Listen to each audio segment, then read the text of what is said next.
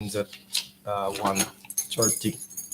So when I get back in the house, I'll look at cutting those.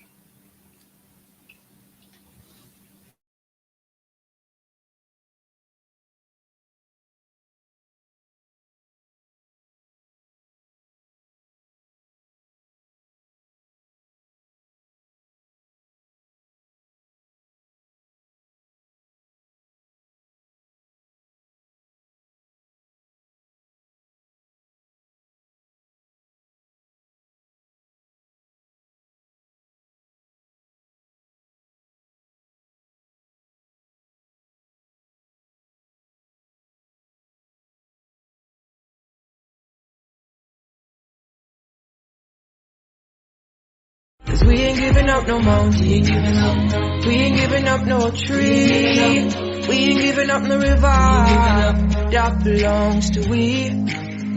Not one blue sake, not one rice bread, not one crush, not a bit of grass. We love the open country of the Rupununi and the Essequibo. Take time on night, though we may criticize it. This is our home, we love it, and we need to keep it. We have that right. So we ain't giving up no mountain, we ain't giving up, we ain't giving up no dream. Welcome to Facing the Nation for the 21st of July, 2023. Let me start out by apologizing to my viewers. I know it's been a while, but there are a lot of things that were happening. And of course, we're going to talk about some of that today. You know, as I start the program, I always want to let you know, call up a friend, call up a neighbor, and tell them Facing the Nation is on. Share our page on Facebook. Of course, we're on the APNU AFC page, People's National Congress Reform page on Facebook, and of course, Channel 6. So call up somebody, let them know that we're on. Today is obviously going to be a very interesting day as we talk about and try to catch up on a lot of the issues that have occurred over the last 3 weeks heading into this week. So our conversation will be a very interesting one today.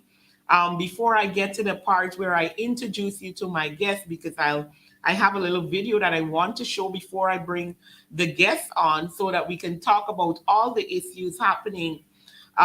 Local government election ended last month. As we wrapped up to the end of last month, we had most of the results in, knowing that the APNU would have maintained and regained some of its strongholds, and did a very good job at the last local government election.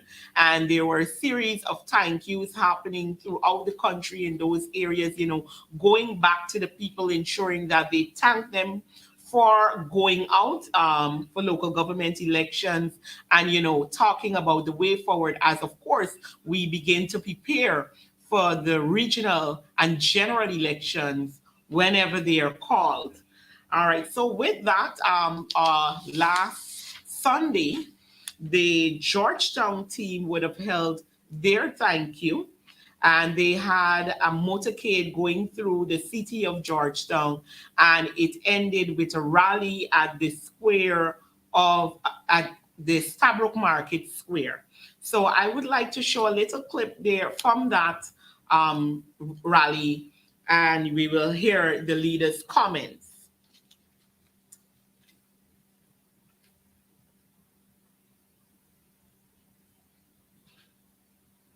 The other party, we will do the project and give you the policy that will put resources in your hands. We will, for instance, move the threshold for paying income tax to 150,000 Canadians. What that means is that there will be more money in your pocket. But what we need is proper policies. I have said before, And I repeat it again tonight, that we will deal with the housing crisis in a number of ways. And one of them is that we will develop a rent-to-own program where we will build houses, allow our poor, ordinary people who cannot afford a house to pay a rent at a relatively low cost, and by the time they finish covering the money for the house will become theirs.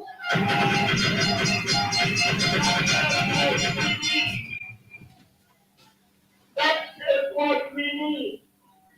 Let me say this to you. About 16,000 children every year. They do the grade 6, or what's somebody as old as you will not come into it. And when they do that grade 6 exam, by the time they leave Form 5, only about 5,000 children will get by CSC with math and English. What that means is about 11,000 children fall through the cracks every year. And this government stupidly celebrates the 1% that did extremely well and forget the 11,000. We are saying to you, we believe there is a place in this society for the children who might not be academic. It is our intention to re-establish night schools so our children who would have fallen out of school can go back to school and get a proper education. You now telling us you are going to bring nurses from overseas.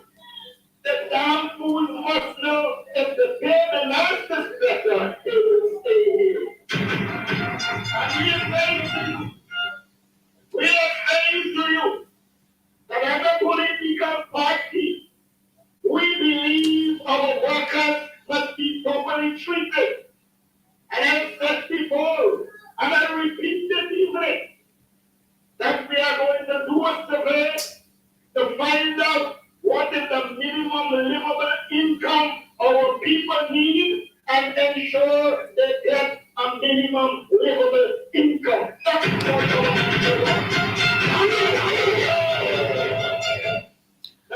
All right. Thank you. And as you were listening there, the leader of the opposition, leader of the PNCR, was talking about issues. We heard about, the nurses, etc., and the issues that are occurring, and, as well, the plans when they get into government, what will be done. Let me take this opportunity to bring my guest on, who is no stranger, of course, to facing the nation, especially when I'm going to deal with current issues, none other than Mr. Randolph Critchlow. Welcome. Thank you very much. Thank you. All right. So, you're my go-to person when we're going to, dissect a lot of the issues that are happening. And as we know, currently, there's so many topics out there. A lot is happening. We are coming off of the local government election. We just had that thank you rally. And, your thoughts on the local government election. No, so what can I say that hasn't been said already in the public space about the local government elections? We saw the plan of the PPP, and I believe that this is precursor to what will come 2025 or whenever the regional and general elections are called.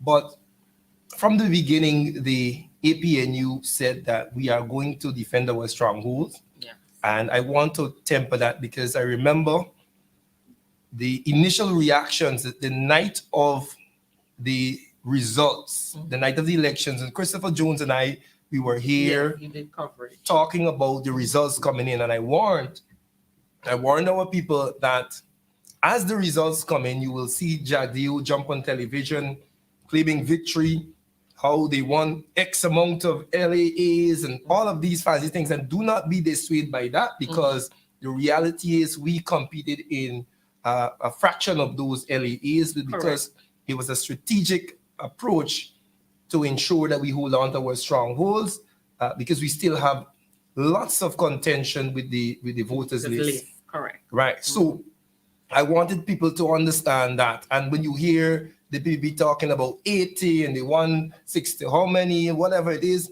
understand that the APNU only competed in a fraction of those. From those, we would have achieved our objectives. Correct. We held on to Georgetown. We held on to the Linden, New Amsterdam. You know, unfortunately, the situation in particular it was tied, and of course, Madia. But the idea is, look, we are a party that is still here. We are strong. We will continue to fight for the people, and it really put a dent in the PPP's narrative of, oh, don't worry with the PNC, PNU. Oh, they're there, don't worry with them. And so the idea that, okay, this party that you're telling people is dead has beaten you convincingly in these areas speaks volumes. And I want to thank our people that came out to vote. You know, thank them and says, yes, we will continue to be here and let's move forward to 2025. And one of the areas as well I like to talk about is the Buxton Falls area, where the APNU would have regained control of that NDC, which was something I know they worked hard on as well. Definitely. I know you were sworn in. And you tell us about your NDC. I saw a big picture of you being sworn in. Well, the NDC that I am a part of is the Better Hope LBI NDC. Understanding the area, Better Hope to LBI, it is a PPP stronghold. We had to do some serious work to ensure, one, that we kept our stronghold there as well, because our stronghold in that area is South Viceless. And the PPP came out with a lot of tricks, even using and paying the brother of our candidate to run against him, so confused, which caused, a lot of rift. I mean, he looks just like him, etc. So there was a lot of things happening there, and of course we were able to pull that off, and we have our 2 seats on that NDC currently. Great. And of course, there are a lot more inroads to be made. One of the things that I noted, and for the first time, dealing with that NDC in 3 local government elections, this is the first time in the PPP strongholds I've seen such low voters turnout. We had polling stations where 200 and something persons were to vote, and only 5 persons voted from 6 to 6. And I think that in itself tells of the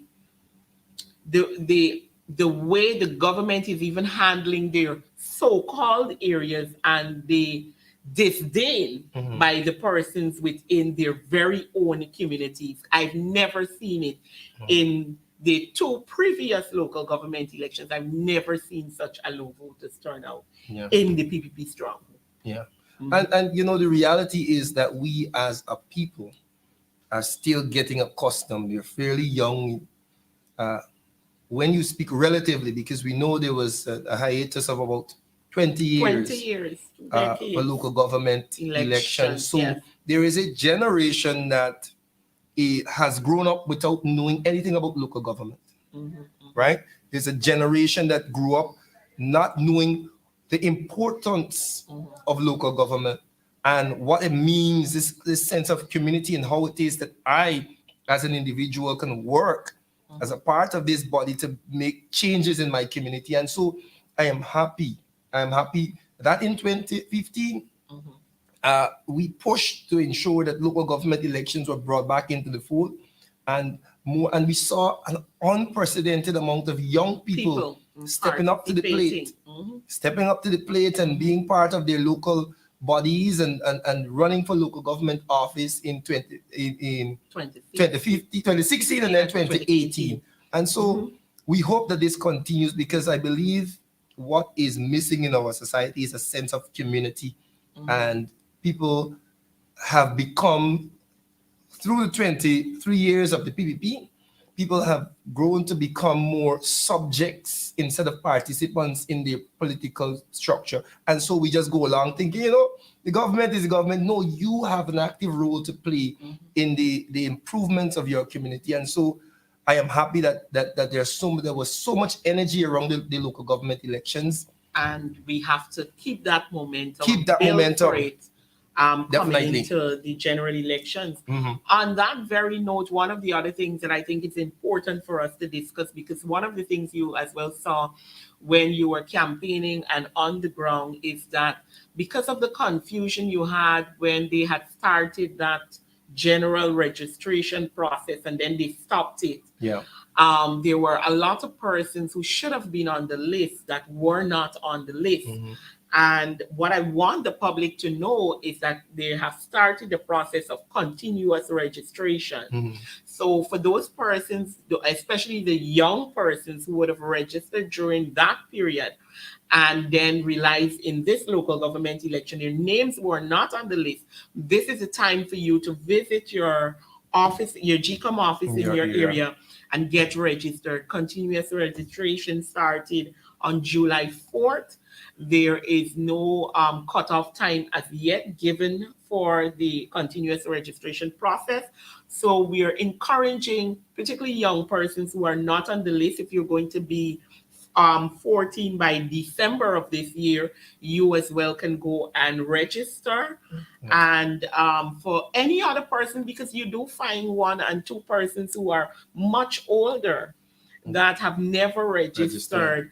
And, this is the time for you to ensure that you get registered as this process has started. Check for your GCOM offices in your areas. What I'll do next week, I'll have a big listing of those the offices throughout the country, and I will share it with my viewers because we need to take this serious. This is a part of steps that we have to take to ensure heading into the next election, not only a clean voters list and biometrics, but that those who are eligible are actually on the list of registration. Yes. Definitely. So I wanted to ensure the viewers understand that.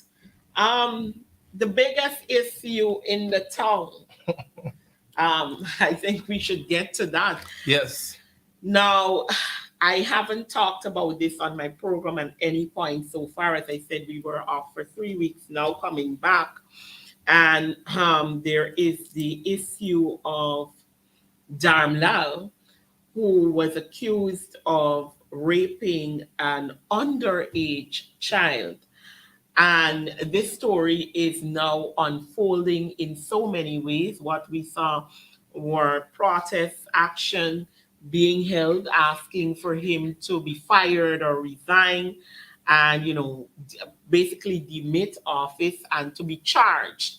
At this current time, all we have is so-called a resignation, I can say, because you had yesterday in Parliament Someone being sworn in. someone being sworn in to take his seat in Parliament.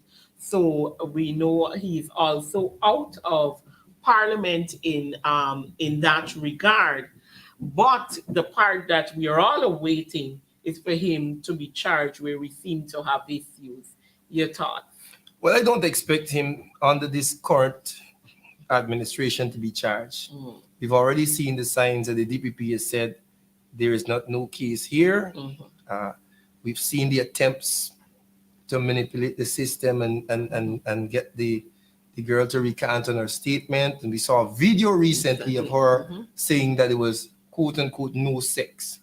She never at any point in time said, and smartly so, whoever prepared the speech for her didn't allow her to say that she was not raped, because that would contradict what she said before. Yes, correct. And so we in Guyana are being subjected to a level of foolishness that is unprecedented that I will say. And I like to approach this from a few angles. This story has played out on a few different tracks. If we had to look at it from the president's standpoint, because I don't believe that the president is on the same page with a number of the people who are pulling the strings in this story, you know, vis-a-vis the vice president. Yeah. So his standpoint and the fact that he has come out of this looking so weak, coming to the people of Guyana to say that the minister has stepped down. No, he has decided to go and leave first of all, and then coming back to say that the minister has decided that he will resign, and not covering himself in any glory and any sort of strength, any position of strength, to saying, look, this is what I have asked the minister to be because of X, Y, Z. Then you have the set of people who are Dharmlal sympathizers and defenders, right, who may be in a different faction of the party than the president, who were insisting, based on the information we're getting from the back channel, that listen, the man must stay. And they would do anything at this point in time to kind of absolve him of any blame and to prove that he is innocent in this. And of course, you have the young lady and her family who are caught in the middle of all of this. And I can imagine at this point, and this is why a lot of it we can't necessarily put on her. Yes, I agree. All right, because she is caught in the middle of whatever her family is being offered, whatever the pressures are being put on them, and she has to now just go with the flow because we've seen her. And I think this is an important point to me. I think that there are attempts being made, and these are, but this again, this is my own opinion here, that there are attempts being made on the part of those who want to make Dharmlal seem innocent in this thing, to cast this girl in a light that here what she is flip-flopping. She doesn't have any integrity. She is saying one thing and then telling us something else another time. And I think they have done that to some degree in the public to make her seem as unreliable. And so this latest attempt, and let me just put a bow on this now. This latest attempt to try and say to the people of Guyana who have followed this thing from the beginning. And again, I ain't even talk about those persons, those activists, and the Amerindian Association, the media, the opposition, who came to bat for this young lady. They have all been going on the evidence provided. Not just hearsay, actual evidence provided through the police investigation, the DPP, all of these different things. And now we have a situation where the young lady is put in a position where she has to go back to her statement and say, listen, I don't know what y'all are talking about. And then that is followed by tapes of her saying to people, this is what I want to do, I will write it, this is what I feel.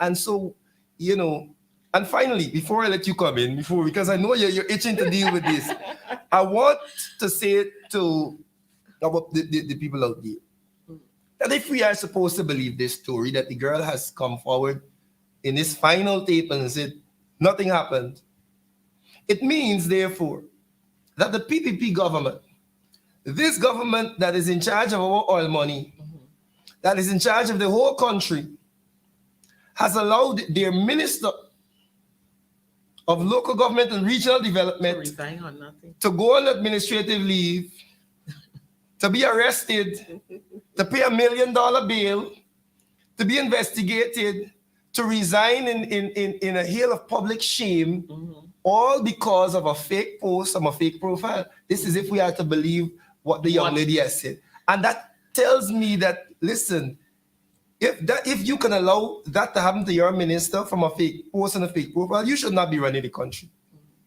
And so that's it's just a bizarre series of events. For me, this situation, especially the turn it has took recently, it's just one hot, crazy mess to me in any form. Because personally, I believe that under no circumstance anybody should want this young lady to speak for or against them at this point with everything that is happening. And I took note to a lot of the things that were said. Because for me, I know there is a part where she actually says, oh, this doesn't happen, it didn't happen or whatever. but every other part of her statement suggests that it did happen. For instance, she said she would have hoped that the entire situation died when he resigned. So why, if none of this ever happened, were you hoping for somebody to resign from their office if it never happened? And that in itself tells me that there is a conflict in everything that is being said. And I believe, by no means will I say that the PPP is any kind of credible government. And at this point, I am extremely disappointed as a woman in all of the female executive representatives of the PPP, particularly the member of parliament reps in that party, who, as this entire thing has unfolded, literally said nothing. Understanding that a matter of this nature that has received this kind of exposure, the effects that it can have not just on this issue and their minister then, their former minister, but rather on other victims, even coming forward with similar claims, or the seriousness of this thing. And I've said before that I know that certain factions of the PPP don't see rape as serious, because I do remember, and I like to talk about it as we talk about this situation. We had the Minister of Education shouting rape in the parliament in a situation that had nothing to do, and I thought it then to be disrespectful to the women who have experienced rape, even in that context. And now we're here watching this unfold, and nobody says anything.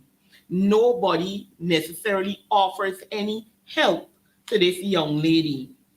And, I see even on Facebook, there is a lot of bashing happening of the young lady, or they're pulling back the claims and whatever. But I want people to bear in mind, this is a young woman who is coming under the weight of a government who has money and power on their side currently.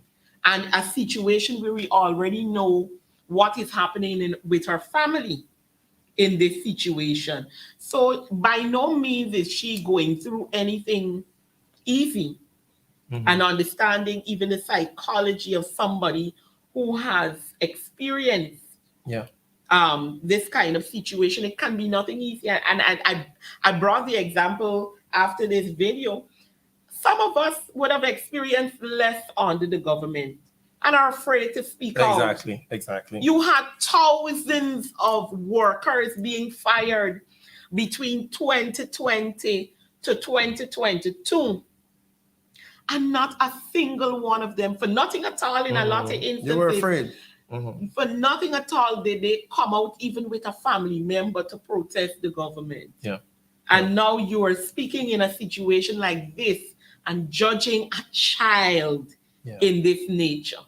But I want Guyanese to take away from this, and I believe it is opportune time to push pressure, not just for Darmlal to be charged in this instance, because if I were him and I was innocent, I would have rather a case be put forward and my name is cleared.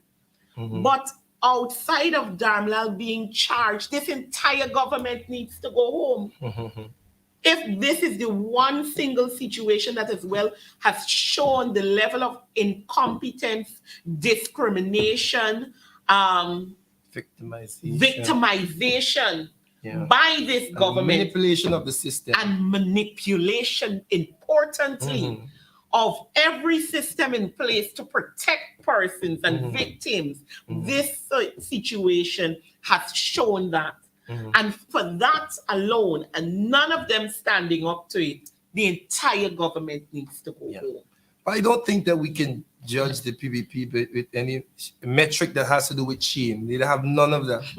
They don't. So I want to say this. You made some good points there about the when the girl mentioned that she thought that it would have gone away when he resigned. But if you go back to the recordings that Melly Mel would have released, she did say that, look, she just wants to take him down. And so that resignation would have been a point, well, I have achieved my objective here. Yes. And so that's why she would... I would feel pleased right. if that's all that and she happened. thought everything would have gone quiet because now he's Yes. taken down. Yeah. No, we in Guyana, we've discussed this issue at nauseum. And I think we've overlooked the legal side of it. Right? There are a lot of legal implications here in that, you know, as I said, the government allowed all of this to happen. You've got to be the most incompetent government to allow all this to happen to your minister. And whoever the handlers are, who is the connection between the government and this girl, purportedly, who prepared this statement, you know, just giving this issue life and bring more information into the fore now. But I want to deal with something that we have not talked about. We, as reprehensible and as dastardly and as you know, crazy and all of the nasty words we can find, we see this issue as in terms of rape and sodomy and all these things. We have to understand that this is a nuanced situation in a lot of these indigenous communities where families are exposed to poverty and it can be influenced by some monies and things. And, you know, I'm not saying that this is the case now, but I'm saying we have to view these things through the lens of a different socio-economic situation. And, you know, speaking to people from those areas, they say, you know, a lot of these things happen. And so we might be viewing this thing and we get so angry about it. But in a lot of the cases, because they are so inert and so it has become so normalized, they might not treat it with such ire and such wrath as we might deal with it. And so a lot of the times we have to think about a lot of different situations. My takeaway from this is that we have a government that is willing to trample on the rights of a young indigenous girl and her family to ensure that a government minister who has over the years displayed his willingness to be disrespectful, lewd. crass, lewd, he is obviously someone who does not respect women. He is someone who does not respect rules, and he has caused them before public embarrassment. The dildo situation. And they have decided that, hey, what, we are going to go to bat for him and trample on the rights and manipulate the government system, as you said, to ensure that he comes out looking better than this young lady. And that is what Guyanese need to take away from this, that this government in place is willing to do that to a little girl. And I don't know if persons know, but I listened to this young lady in the conversation that she had with Melly Mel. Unscripted, extremely intelligent, Definitely. fluent, articulate, use of words. She is obviously a brilliant child. And I was made aware that when the APNU was in power, we actually highlighted this young lady as one of the bright young people coming out of the indigenous community, right? Because there was obviously a recognition that this young lady is something to look for in the future. And look at what would have happened now under this administration. We had a minister whose job it is to go into these communities and protect. And so we need to keep that in mind, that, and I think Guyanese will remember this. Guyanese should remember this. When the roll is called in 2025, that this is a government that was willing to do this to a young Amerindian girl. And who else when they do it? Exactly. So they've shown us over and over again that they're willing to trample on the lives of any Guyanese to accomplish their mission.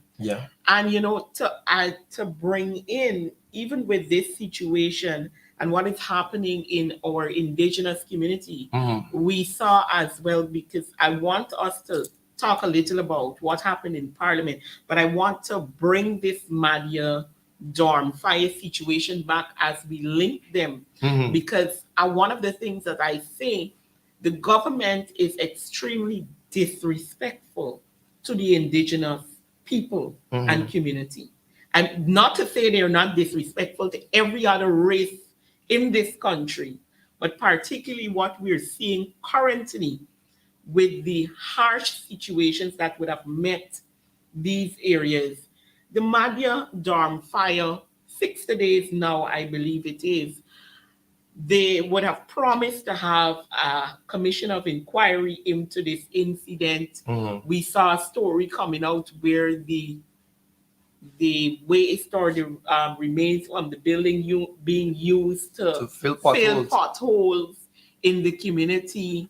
And, you know, the fact that the president came out I think it was a Tuesday, and said by weekend he will name the members of the commission. And then instead of doing that, the following Monday, he said to the nation that he will be giving $5 million per life for those 20 young persons, 19 young girls and 1 young guy, for their lives. $5 million to compensate those families. I don't know what more we as Guyanese need to see to understand that this government has no good intentions for this country. I want to see this. One of our MPs, Amanzu Walton, is here, who is the Shadow Minister of Foreign Affairs, referred to the PPP government as, in relation to their foreign policy, as being very transactional. I want to take that further. I said the PPP is very transactional in general. We saw this in the local government. Come, we will give you contracts, you vote for us. Let's have this transaction. Come, we give you $40,000, you vote for us. Transactional. They have taken that into every aspect of governance. They see the Amerindian people as a group that they can go close the election and they can buy. They can go in there with some monies and say, listen, in Region 1, the PPP went in and they gave out 400 part-time jobs to Amerindian people. They won the region by about 90 votes. No, the particular LLA, one particular LLA by 90 votes. They decided here, we're going to have a transaction with these people. We're going to go give them these part-time jobs and encourage them to vote for us. Let's have this quick pro quo. This is the same approach that they took with the Madhya tragedy. Today is 60 days since that tragedy happened and no commission of inquiry. Now remember, commission of inquiry, at the end of it, you will be able to point fingers. You will be able to say, these are the areas where the system failed, where the personnel failed, where the administration failed, and hence X, Y, Z persons or institutions could be held accountable. And what steps? Liable. They were negligent.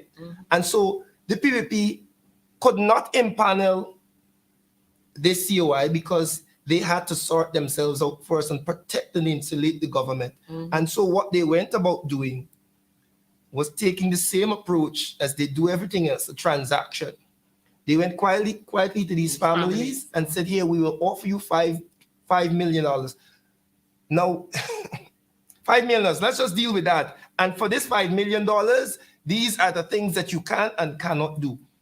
If you'd offer them $5 million and then that's just a one-off payment, but you can come after the commission of inquiry and sue us and claim for more, that's a different thing. But you offered us this $5 million. You're saying that the families had independent legal advice. We don't know that. We don't know that because they said that about the young lady in the situation. Exactly. With Lab. Now, you go to these families, lots of them, I'm sure, poor families. You say to them, take this 5 million and sign here. You're signing, and the terms of that agreement says you cannot appeal for anything else. Yeah. And so if the Commission of Inquiry, when it's in panel, whenever it is, finds that the government has been grossly negligent and they're liable, there is nothing that these families can do. After that. And so they have insulated themselves from any further action and any further claims by these families by offering them these things. And we don't know if the families understood the terms of those agreements. And so this is the government. This is a transaction for y'all to stay quiet. And then the Attorney General comes on television and tells the Guyanese people, and I say to myself, you have to have some sort of level of power drunkenness, level of power intoxication. They have imbibed and they have drunk the liqueur of power so much that the Attorney General could come on television and say, you ought to be complimenting us that we didn't have to give these people anything. You are the government. These people died. These children died when they were in the custody of the care and custody of the government. And you're going to tell Guyanese people we had to give them anything and we should compliment y'all for giving them 25,000 US?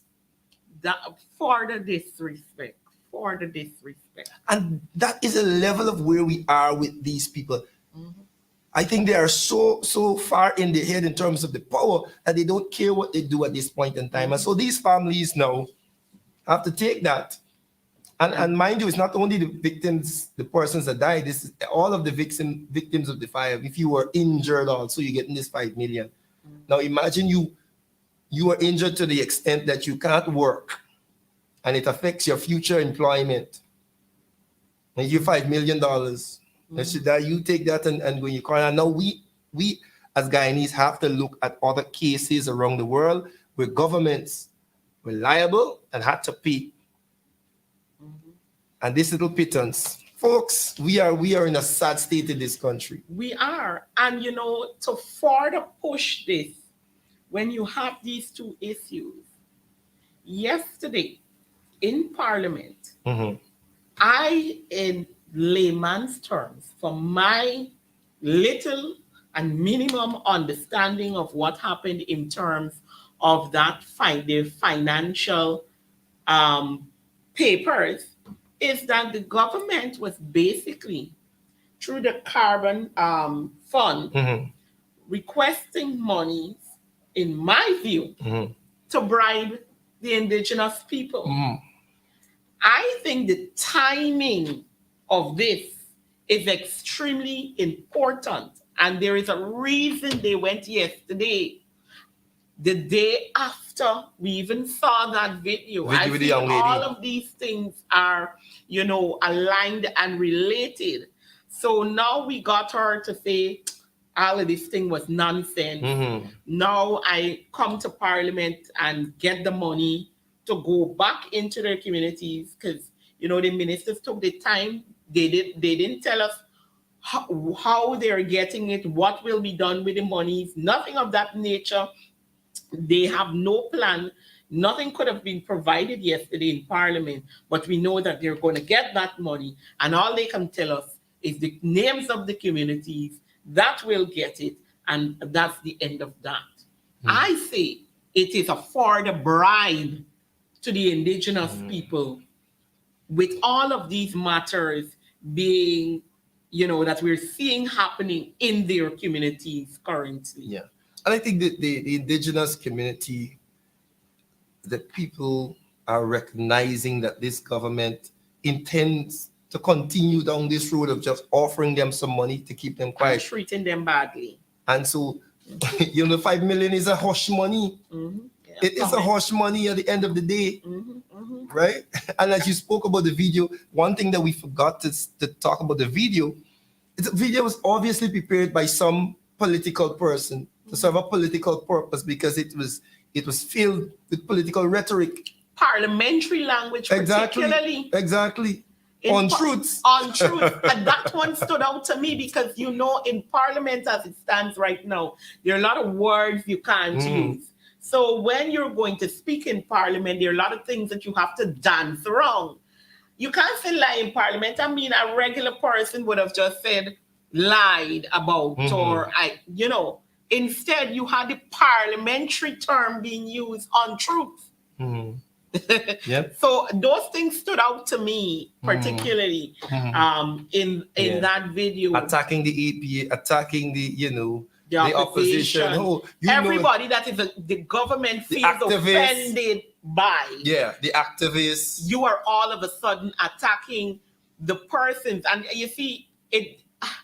I personally feel like the PVV is getting dumber by the second, in my view, because in my view, my personal opinion, it's in my mind, this was prepared by somebody of the government. And I'm saying this because at the end of it, you would have attacked even the persons who came to your rescue. Yeah. Everybody who came to your rescue in this matter, you attack. But all these persons as well are persons who made the government uncomfortable. Right. What you're trying to tell Exactly. we beg and we have sense, man. Yeah. They couldn't help themselves, you know. If you know, whoever prepared the statement couldn't help themselves, but to knock the opposition and knock the Amerindian People Association and knock the activists. So, you know, that is very, very obvious as to what played out there. You know, that being said, there are a lot of other issues. I see we're almost out of time, but there are two issues that I really feel that we must touch on. Now, there is this issue where the government and the president in his speech would have said that he will be importing labor for nurses into the country. This happening on a backdrop where the very government closed the nursing school, one in Linden, and we have many issues currently, even at the nursing school in Georgetown.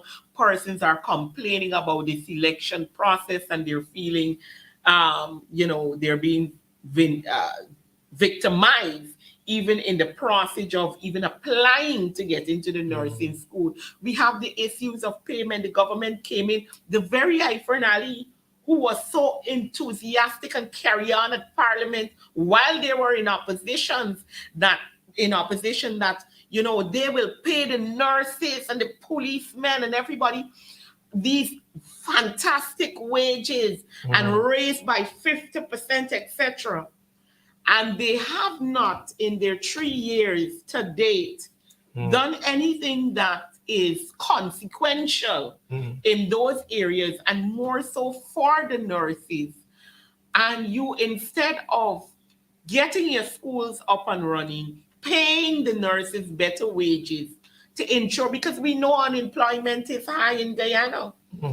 And, you know, we're not doing anything to fix the issue at home, but you were readily telling us, one, that you're going to import them, you don't care, there was no policy related, any, you know, communication with persons, the feelings, etc. on this matter, you're importing.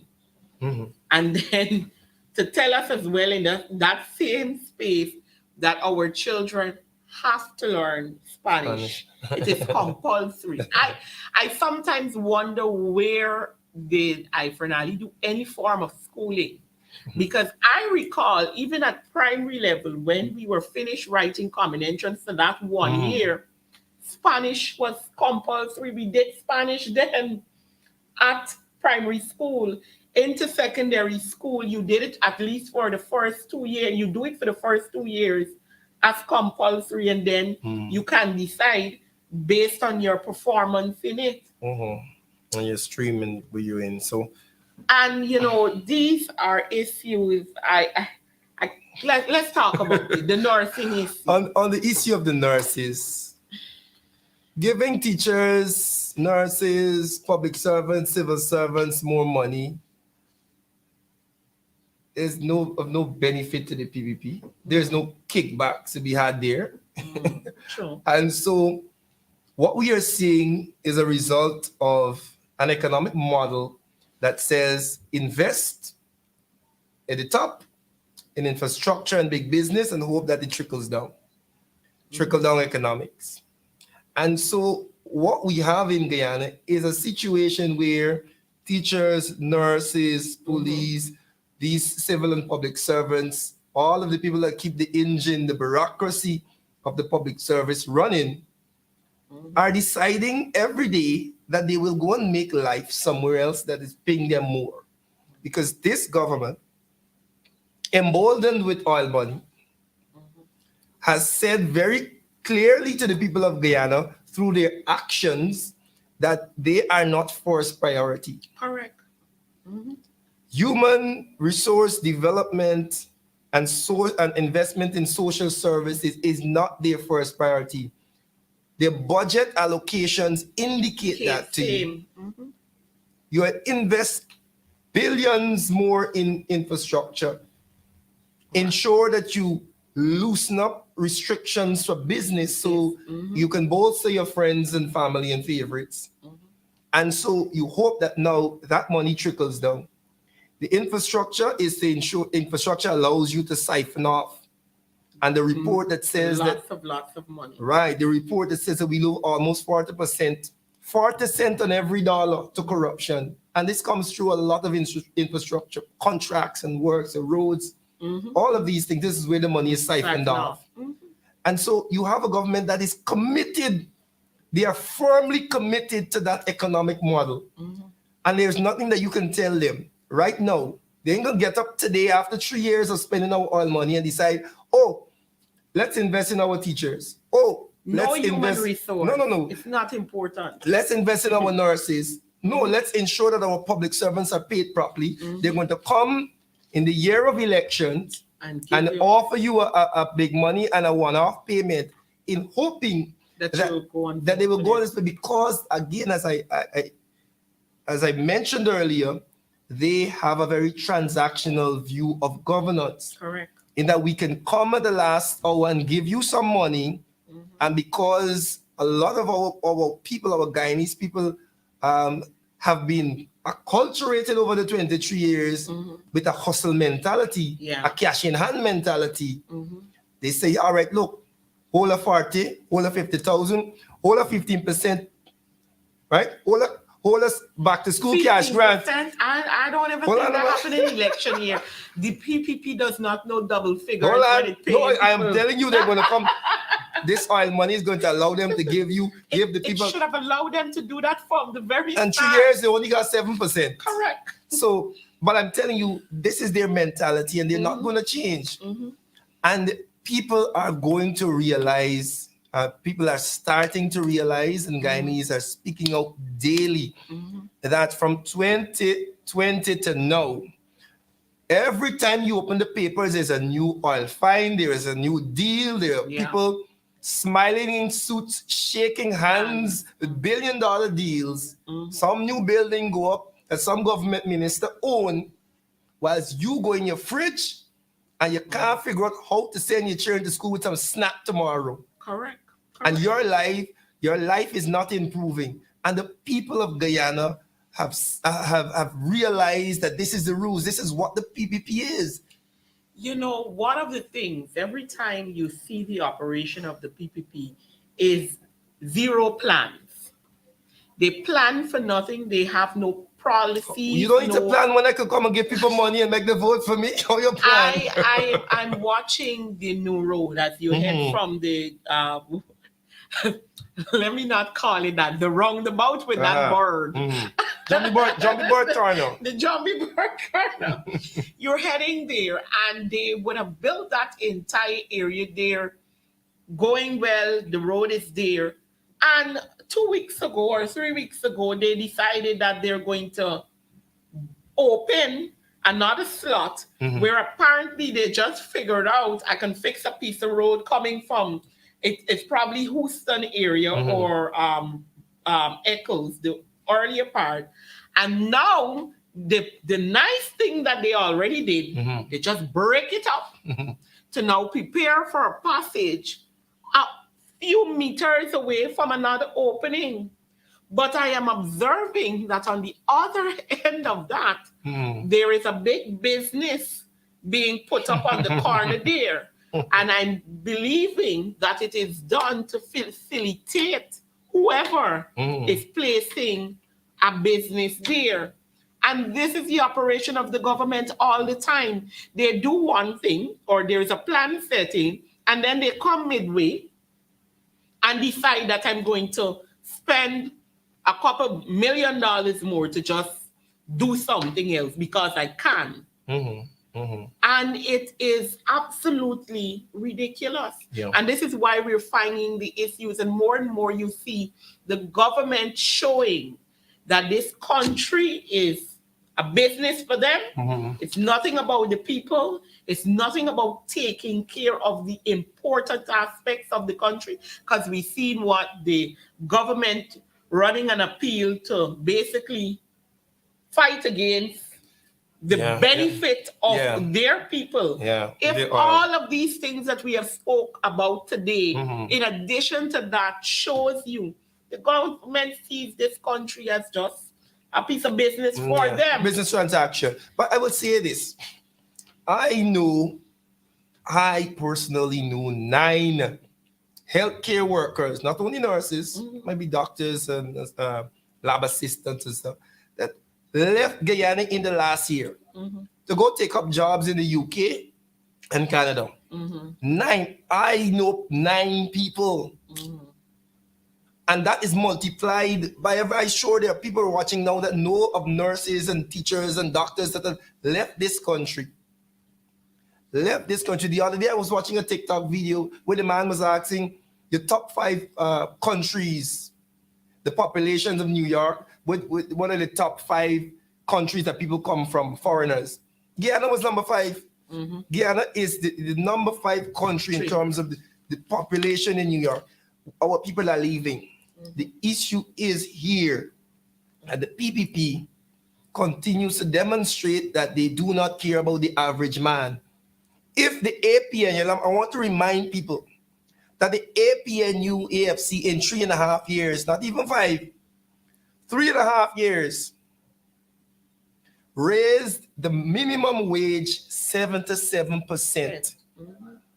3.5 years. Without oil money. 0. The APNU AFC, let me repeat that, in 3.5 years, without oil money, raised the minimum wage by 77%. This government, flush with oil money. In 3 years. In 3 years. Where has it gone? And of course, we are now facing unprecedented inflation and food prices. Nothing right? like they have nothing to turn to. Even the ex-minister Damlal, what does he have to turn to? In 3 years, we would have set up 4 tongues. 4 new tongues under the Ministry of Local Government and Regional Development under Minister Bulkan and the leadership of David Granger. Damlal can't tell you which tongue he set up. What has he done? What we know under his ministry, the Madhya fire dorms, we lost 20 lives. Exactly. And we had many more fires on. And going into the regions to do nonsense. Correct. This is the legacy of the PVP. Correct. We are basically out of time today, but just before our last 5 minutes, just wrapping up quickly, the government is finally, I should say, issued a statement about the issue of dengue becoming as almost like, an outbreak, because especially in the Georgetown East Coast, over the river area, there have been lots of cases of dengue. They're also reporting malaria. But what we do not see is any fogging happening. I mean, it is serious for me because I have seen lots of persons around me of recent falling ill with symptoms that start out as flu-like fevers and then they get tested for dengue, typhoid, and all these different things. And you go to the hospitals, all of the hospitals are overrun with these cases. The government has not yet sat down with the population and say to us they're analyzing or they're seeing this, what must be done. And, for me, it's worrying because I know how many persons I've seen having these issues. And even I have seen at least 3 persons of recent that I've known have died because of this, whatever is happening in the public system currently. And we don't have anything being talked about in this regard. Well, I will say that there was fogging in my area. You had fogging. Right. Yeah. On the East Coast, as thus far, I haven't heard from, at least from industry, going all the way up to about Ansgrove, thereabout. We've heard of no fogging as yet in those areas, and I hope they ramp that up. And not just the fogging, there needs to be programs that help people to understand what are the risks involved during this time, because one of the things that I've learned, because I have been dealing with persons dealing with it, is that ibuprofen with these symptoms, you shouldn't take it currently unless you know and you get tested and you ensure you don't have dengue, because apparently the ibuprofen, according to the doctors, are making it worse if you do. And we need to see more programs like these. No public education. What is the vector unit of the Ministry of Health doing? No programs. I see Uncle Frank come out and said that they're continuing to give nets in the interior areas for the malaria, and but I do agree with you. There is much more. To be a ramp up. Much more needs to be done to educate and inform people about what is happening in terms of the health sector. And again, we continue to say that this is the government that said to people that they can manage, and they can't seem to manage their way out of a paper bag at this moment. In every sector, you see this. Every sector. All right, Randolph, we're basically out of time. I just want to give you a minute or a minute and a half. If there is anything else that you want to make clear as we end this conversation today, of course, we'll have you here again as we continue. What I want to leave with our viewers, the people of Guyana, is I am sure that you have recognized over the last 3 years that this government that came in was installed when Guyana was on the transition. And they have taken our oil money and they have done nothing for you. Absolutely nothing, because you can't come to us and tell us, oh, they did a road. The APNUFC did many roads without oil money. And we need to seriously consider what this government has done in 3 years. As we go into the election year, all they have managed to do is to siphon off some money to give one-off cash grants and election bribes. And our lives have not improved in any significant manner in 3 years. And we need to call them out on it. We need to call them out on it, and we need to remember, and we need to form our opinions as we move into an election and ensure that we go out and we encourage our friends and family that it is important, it's an imperative that we put the APNU AFC back to manage the resources of this country, and let us put the country back on the path of true development, not development for some, true development. And that's what I want to leave you. Let us be very critical and very strategic in our thinking and analyze what is happening in the country. And we'll make a smart decision come election time. Thank you so much, Mr. Critchlow, for joining me today. I want to remind our viewers that the things that we keep discussing and what we're doing cannot be done by just sitting in our living rooms, talking about it, watching at programs. We want to implore citizens to join us in this fight. And, when we have protests, when, for instance, every Tuesday we're out there in front of GCOM from 12 to 1 o'clock. Join us if you can. For those of you who have a little lunch break and you're not afraid to come out and join us for the hour. And let us ensure that this government understands that we will not continue to sit back and take the level of disrespect that they have been given to the people of Guyana, and that we are willing to see the changes that are necessary in this country. So I want to implore my viewers to come out, to stand up with us in whatever way form it comes, to help us to get this country back to where it needs to be. In stating that, just before we close off, I want to let our viewers know that the People's National Congress Reform on the 5th of August will be holding what they're calling the Big People Party in collaboration with the New York branch of the PNCR. And, you know, we're inviting persons to come out and support these activities, you know, so that we can continue to build and, you know, get the necessary resources to push this fight forward as we go. So the 5th of August, right at Congress Place, there is that party coming up, the Big People Party. So we're asking that you come out and support. Well, Shaneika, you can go. You're not big people yet. So you'll be seeing the videos for the Big People Party, flyers around, hearing about it. Tell a friend, tell somebody, and come out and support the event and any other event being held so that we can do what we must. I want to thank you once again for joining Facing the Nation today, and do join me next week for sure. I have a very special guest next week as we continue the conversation. Do have a wonderful, wonderful afternoon. 'Cause we ain't giving up no mountain, we ain't giving up, we ain't giving up no tree, we ain't giving up no river that belongs to we.